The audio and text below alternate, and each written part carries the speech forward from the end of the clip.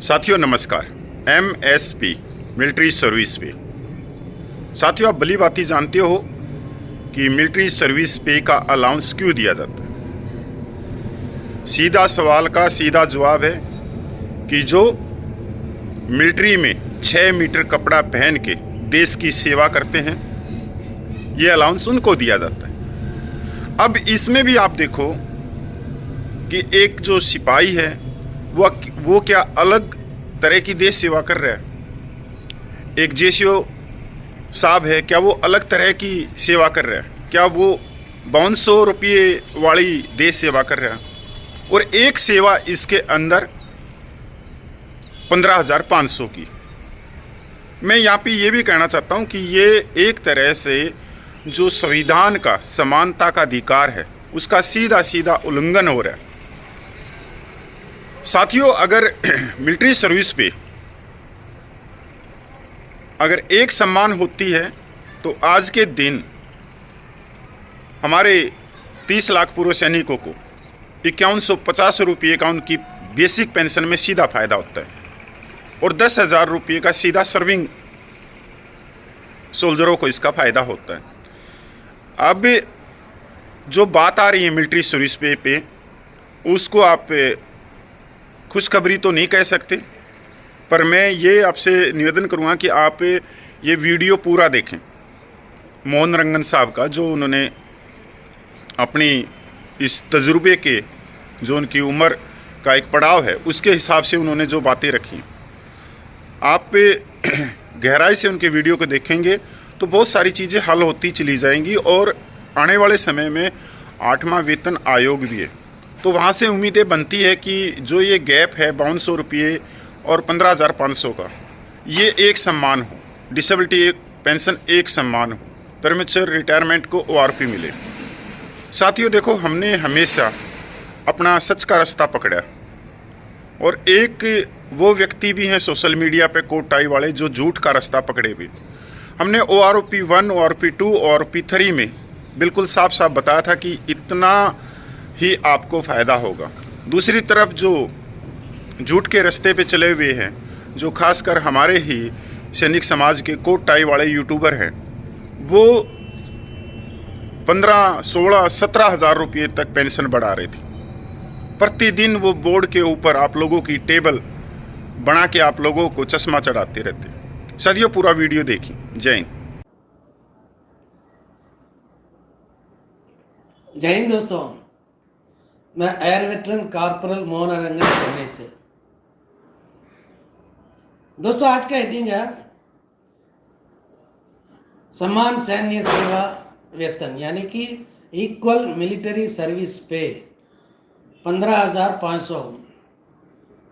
ये Delhi high court में आप सबको मालूम है केस डिसमिस हो गया। अब सुप्रीम कोर्ट की बात कर रहे हैं, अभी तक पता नहीं है कि केस डाला या नहीं डाला। अब आज हम डिस्कस करेंगे ये संभव है या नहीं है। ऑनरेबल सुप्रीम कोर्ट के थ्रू हमें कुछ राहत मिल सकता है या नहीं मिल सकता। अगर मिल सकता है तो किस तरह मिलेगा, नहीं मिल सकता है तो क्यों नहीं मिल सकता, इसका कोई उम्मीद है या नहीं है। दोस्तों, एक नायब सूबेदार आजकल नहीं आ रहा, वो बोला कि सबका सैनिक संघर्ष कमेटी वाला केस डाल के हार के बैठे हैं। 2016 में सबका सैनिक संघर्ष कमेटी ने केस डाला था और पंजाब से जब डाला था, हाई कोर्ट ने बोल दिया कि ये पॉलिसी मैटर है, हम इसमें दाखिल नहीं देंगे करके उसको खारिज कर दिया। उसी टाइम एक उड़ीसा से एक ने केस किया, नेवी का पेटी अफसर, बहुत पैसा कमाया, मुझे मालूम है। पता नहीं उस केस का क्या हुआ आज तक। उसके बाद जो है 2018 की बात है, 2016 की बात, 18 के बीच में एक और संगठन ने भी केस डाला था इक्वल MSP के लिए दिल्ली हाई कोर्ट में। क्योंकि पंजाब का तो फाइनल हो गया था वहाँ पे। तो दिल्ली हाई कोर्ट में जब केस डाला, चलता रहा 6 साल। लास्ट में उन्होंने भी यही कहा, मतलब तारीख के ऊपर तारीख, फिर बोल दिया कि हम इसमें दाखिल नहीं देंगे। जो मतलब पंजाब हाई कोर्ट का जो है वो फैसला सही बोल दिया। दोस्तों, इसमें गौर करने वाली 2 बात है।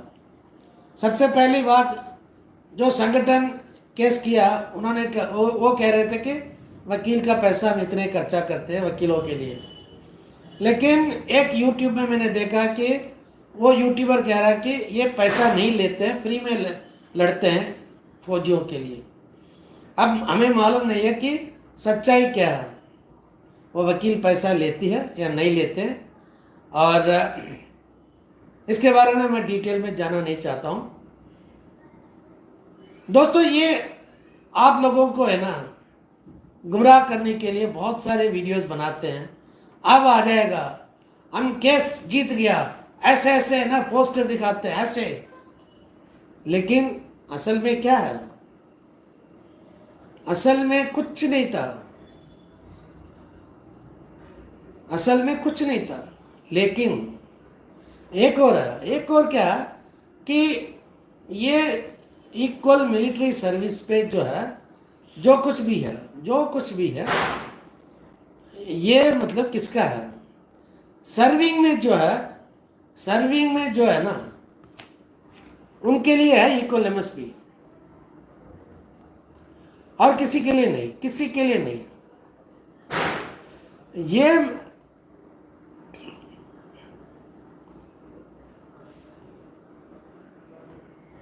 ये हमेशा जो है ना लोगों को गुमराह करने के लिए वीडियो डालते हैं, और वीडियो डालने के बाद फिर उसके बाद जो है केस लड़ने के लिए पैसा मांगते हैं, और कुछ नहीं। दोस्तों, ये सर्विंग में जो लोग हैं 15,500 उनको नहीं मिलता, 5,200 मिलता है। अब सबसे पहले उनको मिलना चाहिए, फिर बाद में हमें मिलेगा, पहली बात। अच्छा, दूसरी बात क्या है, आपको मालूम होना चाहिए कि कुछ महीने पहले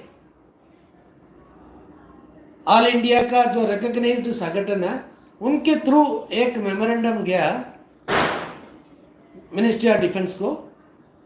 उन्होंने रेकमेंड किया है कि जो जेसीओस रैंक का है उनको जो है एमएनएस की बराबर देना ठीक है, और हवलदार तक जो है 5,200 देना सही बात है। उन्होंने इस तरह की जो है लेटर भेजा। अब मैं इस बात पे आना चाहता हूँ। अभी आप सबको मालूम है, एक एक करके जो हमारा जो है जेसीओस एंड अदर्स का जो है ये संगठन आरएसएस से अलग हो रहे हैं। अब अगर इसको तोड़ना है, इसके लिए एक ही उपाय है। इसके लिए एक जो उपाय क्या है, जेसीओस और अदर रैंक्स को तोड़ो। जेसीओस, क्योंकि जो जेसीओस है ज़्यादातर हर जगह वही संगठन चलाते हैं। जब वही संगठन चलाते हैं तो जाहिर सी बात है कि उनकी बात तो लोग मानेंगे। वो किसी न किसी तरह लोगों को गुमराह करके हवलदार तक चुप करा देंगे, और बाकी सबको बोलेंगे भाई हमें तो 10,500 मिल जाएगा, आप चिंता मत करो। दोस्तों, आपको जो है अभी ये सारी चीज़ है ना ध्यान से देखना पड़ेगा। कोई भी आदमी इक्वल एमएसपी के बारे में डालेगा ना, आप समझ लो कि वो आपको सी बना रहा है, मूर्ख बना रहा है आपको। जब तक 8वें पे कमीशन नहीं आएगा, जब तक 8वें पे कमीशन रेकमेंड नहीं करेगा, तब तक आपको कुछ नहीं मिलेगा, ये गारंटी है। मेजर जनरल सतबीर सिंह का आपने सुना होगा, उन्होंने क्या बताया कि अफसर्स को इसलिए ज़्यादा मिलता है क्योंकि उनका जो है उनका टेंशन बहुत ज़्यादा है, इसलिए उनको ज़्यादा है। जैसे वो जवान का इतना टेंशन नहीं है, इसलिए उनको कम है। मजाक है ये। आज मैं वो नहीं दिखाऊंगा आपको, जो है अगला वीडियो जब बनाऊंगा ना तो आपको ये क्लीन बताऊंगा कि कहाँ पे अभी, ये रिसेंटली बात है, 2 महीने पहले की बात, वो तो सोशल मीडिया में भी है। ये मतलब मेजर जनरल सतबीर सिंह कौन है? हमारे मिलिट्री सर्विस पे, इक्वल मिलिट्री सर्विस पे के बारे में तय करने वाले। हम तो शुरू से बता रहे हैं ना कि जो लॉबी चल रहा है, अंदर जाके कुछ बात कर रहे हैं, बाहर कुछ बात कर रहे हैं। इन्हीं लोगों की वजह से तो वार ओपी में इतनी प्रॉब्लम आया। दोस्तों सावधान रहो, सतर्क रहो, नहीं तो बस जेसीओस भी 10,500 लेके चुप हो जाएंगे और हम बैठे रहेंगे 5,200 में। फैसला करना आपके हाथ में। जय हिंद, वंदे मातरम, भारत माता की जय।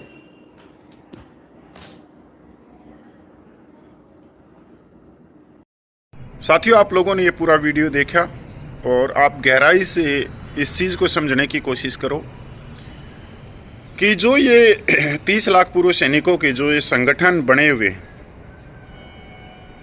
अगर आप इनमें देखोगे तो इनमें से इक्का दुक्का ही पूरे देश भर में पूर्व सैनिकों की जायज़ मांगों के लिए संघर्ष कर रहे, नहीं तो 99% जो संगठन हैं और जो पूरे देश में हज़ारों की तादाद में हैं, वो सिर्फ सदस्य के नाम से या नेताओं के घरों पे हाजिरी लगाने के नाम से इन्होंने संगठन बना रखे। फौजियों को एक जगह इकट्ठा करेंगे, नेता की रैली करवाएंगे और नेता से अपने ही परिवार के किसी बच्चे को नौकरी लगवा जाएंगे। यही होता हुआ आया। या खुद के लिए कोई चेयरमैन नहीं ले जाएंगे या कोई टिकट लेके राज्यसभा या लोकसभा में पूछ जाएंगे। यही हमारे साथ में खेल हो रहा है और ये खेल कोई 1, 2, 4 या 10 साल से नहीं हो रहा, कम से कम 75 सालों से यही खेल हो रहा है। तो इस खेल से हमने बाहर निकलना पड़ेगा और इन संगठन के जो जाल में हम फंसे हुए हैं 30 लाख पूर्व सैनिक, हमने इनको किसी भी तरह से 2 रुपये भी नहीं देने किसी भी सदस्य के नाम से या किसी चीज़ से। और जब हम इनकी दुकानदारी बंद कर देंगे कि ये आए दिन कोई ना कोई पूर्व सैनिकों की मांग को कोर्ट में लेके चले जाते हैं और वहाँ पे 8-8, 10-10 साल उस केस को चलाते रहते हैं और सैनिक समाज से चंदा इकट्ठा करके मौज मस्ती करते रहते हैं, तो इनके ऊपर तभी रोक लग सकती है जब आप इनको पैसा ही ना दो। जय हिंद, वंदे मातरम।